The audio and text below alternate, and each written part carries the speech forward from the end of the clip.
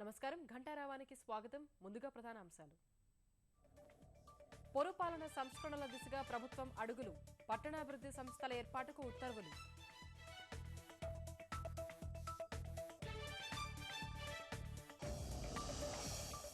అమరావతి నిర్మాణ పురోగతిపై చంద్రబాబు సమీక్ష.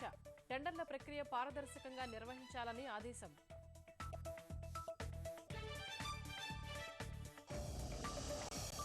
సరిహద్దులో సైన్యం దూకుడు.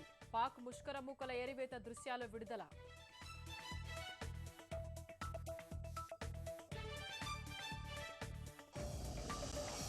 ప్రణబ్ ముఖర్జీకి నేపాల్లో ఆత్మీయ స్వాగతం.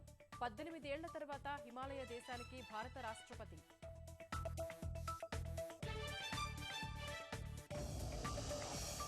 నష్టాలు నమోదు చేసిన దేశీయ స్టాక్ మార్కెట్లు. 349 పాయింట్లు పతనమైన సెన్సెక్స్.